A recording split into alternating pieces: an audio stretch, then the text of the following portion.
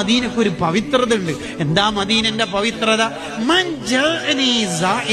എന്നെ ആരെങ്കിലും സിയാറത്ത് ചെയ്യാൻ വേണ്ടി വന്നാൽ ലാ തുഅ്മിലുഹു ഹാജത്തുൻ ഇല്ലാ സിയാറത്തി, എന്നെ സിയാറത്ത് ചെയ്യലല്ലാതെ മൂപ്പരുടെ വരവിന് വേറെ ഒരു ലക്ഷ്യവും ഇല്ല.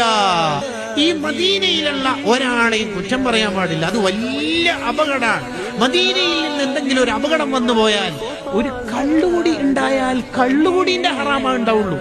കള്ളുകുടിന്റെ ഹറാമേ ഉണ്ടാവുള്ളൂ എന്ന് പറയാൻ ചെറുതാക്കല്ല, ശേഷം വരാൻ പോകുന്ന ആശയത്തിന് വലുതാക്കുകയാണ്. വ്യഭിചരിച്ചാൽ വ്യഭിചരിച്ച ഹറാമേ ഉണ്ടാവുക. മദീനയിൽ നിന്ന് അദബുകേട് കാണിച്ചാൽ ആ ഹറാമിൽ ഒതുങ്ങൂല. ഇതുവരെയുള്ള അമലൊക്കെ പൊളിഞ്ഞു പോകും. മദീനയിൽ നിന്ന് ആവേശമല്ല വേണ്ടത്, ആദർശമാണ് വേണ്ടത്. മദീനയിൽ നിന്ന് ശബ്ദം ഉയർത്തി സംസാരിക്കാൻ പാടില്ല. അവിടെ ഇമാമിങ്ങൾ പറയുന്നതാണ്, നീ റാക്കിൽ വെച്ച ചെരുപ്പ് താഴെ ഇടുമ്പോ ആ സൗണ്ട് റൗലയിൽ നിന്ന് കേൾക്കുന്നത് വരെ നീ പേടിക്കണം. നല്ല മദീന അദബിന്റെ നാടാ.